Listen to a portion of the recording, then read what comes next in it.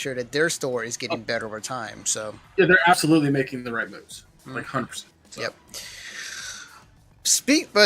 More on a more positive note, today I want to say, ladies and gentlemen, we had the great opportunity to see, not in person, but like in trailer form and on stream, Borderlands 3 today, which me and Greg are very, very excited about.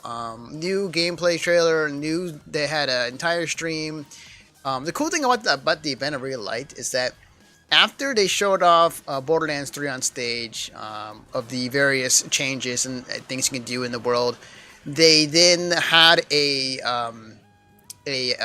stream of all the other streamers they brought in that were playing the game, and they would loop through other streamers of like where they're at in the game and them talking to their audience and whatnot, which is really cool. So it's like, oh, awesome! You're putting a shine light on the streamers that are playing the game as well. They implemented something with Twitch. Yes, that we're going to play this. So it's called EchoCast. Yeah. Basically, you can see everything that the player has. You can see their skill tree and all that kind of shit. You can see what's in their backpack, it's awesome. But the other thing that's fucking rad about EchoCast is if you sync it up with your Shift account to whatever console or PC, like whatever you're playing on, you can actually have a 25% chance of getting the same loot in your inventory in your game that they got in their chest that they open up. Agreed. Let me read you a little bit of piece from Engadget.com about Borderlands 3. This is written by Jessica Condit, sorry. Borderlands 3 is urgently familiar. It's as if Gearbox distilled the grimly viscous essence of Borderlands into a crisp new game, highlighting the core aspects of the franchise, Battle Royale be damned. As most studios are focused on adding online multiplayer modes and social features galore to their games, Gearbox is going back to its basics. When it comes out on September 13th, Borderlands 3 will have a 4-player online co-op and will support local split-screen multiplayer for up to 2 people. It has more than 1 billion guns, comic book-inspired visuals, new narrative arcs, and famous in-game folks, customizable skill trees, and heaps of enemies to mow down. Perhaps more importantly, every scene is dripping with crass sarcasm. There's a lot of good stuff I saw out of that trailer and out of that stream. That there's going to be confirmed more single-player DLC in the future. I love the fact in the looting system in the game where you basically, if you enter another person's game, you get the same loot as if you were playing alone, but with another person. On top of that, like the levels are adjusted to where if you're level 5, and your friend is level 25, you fight enemies that are around your skill level, while the other player plays fights against enemies at their skill level, but they don't intermingle in that fashion. It's super cool. Yeah, it's really, really clever, really smart on how they built that. Something that other looter shooters definitely need to fucking borrow. But I was going to say that like Randy Pitchford did say that if you want to play, where one of your friends is OP, where you're still fighting for loot, you can literally turn on classic mode. And it's like OG fucking Borderlands, which is great for the people that want to play that way. I fucking don't. But they showed a lot during this, and one of the cool things is that each of these corporations that have different guns, like one of the things that makes Borderlands is its guns. They have different things, different like attributes. It's fucking rad how their guns work. They went above and beyond with this game and the guns. Absolutely. Like you saw in the first trailer, like guns with legs. Well, how about a gun that you throw that bounces around the room and then explodes? How about one that throws missiles up into the air and homes in on enemies? What about literal dubstep gun? Literal dubstep gun. There was a mission they showed. I was watching Professor Broman, by the way. And he did a mission where this was awesome, just to clarify. This girl, Lorelei, they were in the city, and she was like, we need coffee. We don't have any coffee, and the coffee shop that we usually go to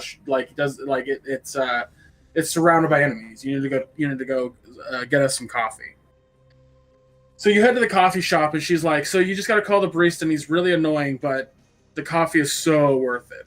And the barista comes out, and it's a classic joke of like a very Valley Girl-ish type of talking robot. Mm-hmm.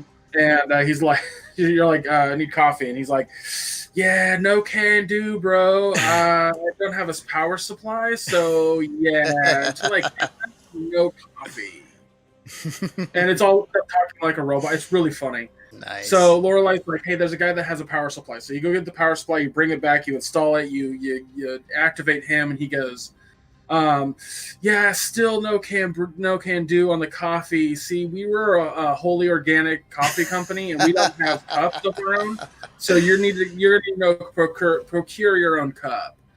And so Lorelai's, oh my god, come on! All right, so there's a coffee cup I know is nearby. It's a guy that owns a different coffee shop. His coffee's basically sludge, so he's not gonna really need it. Just go get his coffee cup. You don't need any of his coffee.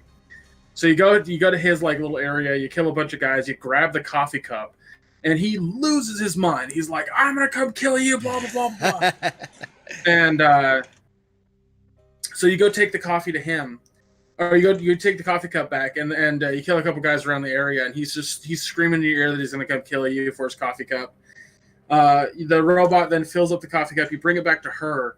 He then brings his army to you, and you have to kill a bunch of them and him. Oh shit! It's fucking hilarious the whole time. And so she's like, "Hey, thanks for the coffee, thanks for all this, yada yada. I have another mission for you. We want some burgers." Now, unfortunately, I had to go take care of something while that mission was going on. But when I came back, the reward for this side mission, keep in mind, it's just a side mission, is a rocket launcher that shoots hamburgers. Oh god, it's so good. Do they explode? Is my question. Kinda. Wow, that is awesome. Holy shit. This game is going to be something special.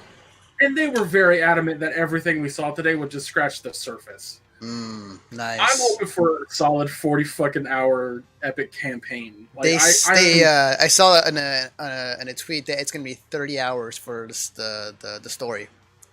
God, man, I'm so fucking amped for this game. Oh yeah, agreed. I am more. And that's another thing. We only saw 2 of the 4 characters. Yeah. They emphasize that there's going to be a lot more bosses in this game, so a lot more characters to deal with. I love when they introduce Zero. Yeah. Ironically, how did it say that? Divided by 0. Well, that's the joke, yes, but it says Zero. Ironically, does a lot of dividing. Yeah. Yeah, I'm super excited. Like I am so down to like, and hopefully like the crossplay. Like, did they confirm that it's going to be happening between PC? They never said anything on that. So God, as far as I saw, I hope it's real, because fuck, I would love to do like a Borderlands 3 like launch stream with you if get to play on my PC and your Xbox. It'd be so fucking good. I'm typing into crossplay right now to see if anything came up today that I missed. Yeah, I'm really digging what they've shown. I read a little bit about the main villains, the Calypso twins, where they're like actual, like their character type, or they are streamers or influencers, and they make their fan base kind of do things for them, and which is funny because like, hey, it's not too far from what other influencer streamers do sometimes, and fans do whatever they want to please their influencer. So it's kind of taking that route. It's like, oh yeah, that makes total sense. But I'm super excited about this game. Yeah, definitely no word on crossplay, but 3 weeks ago, there was a conversation about that it could happen. So I want it to happen so badly. God, but yeah, we're both excited. And people at Gearbox, if you're watching, we are excited and super fans. We'd be very grateful if you gave us free codes in the future. I mean, I've been playing Borderlands since the first game. Me and my girlfriend at the time bought it, beat it together. I loved it then. When Borderlands 2 came out, I went to my buddy's house and I played the whole fucking thing with him. It was awesome, and even though I picked the character probably I liked the least, which was the Gunzerker, I enjoyed other characters later more. Good. And then played the pre-sequel by myself, unfortunately, because everyone else kind of fell off the Borderlands hype for like a minute, but I was still there. And then I played the fucking pre-sequel on stream and cried on numerous things. Wow. Well, because the way they build that game, like, I don't want to. Fuck it. The game's old. I'm spoiling it. Yeah, go for it. Scooter's dead. The Catch a Ride guy, he's dead. Yep. And he dies in Tales from the Borderlands. People don't know this. Yeah. Yeah. So it's going to be a fun little surprise for people who didn't fucking play Tales from the Borderlands. Yeah. They actually saw Reese in from Tales of the Borderlands in the Professor Broman's stream. Like he's on that city planet, because he runs Atlas. Wow. And he sounded kind of like Troy Baker, but not really. Huh. Interesting. Which is that whole drama has been ensuing for a little bit between Troy Baker and. I genuinely believe that the casting director for Borderlands 3 tried to get in contact with him or his agent, and his agent was like, "No, he's working on something else." So, because Troy Baker claims he had never even heard from Gearbox. Yeah, it's kind of in that he say she said situation right now. That's what I'm thinking happened. Is just that some higher up didn't contact Troy Baker straight up. That's it. Yeah. They were like, Troy Baker can't do it according to his agent. So I don't know. It ultimately doesn't matter because he's not a main component to the storyline, it seems.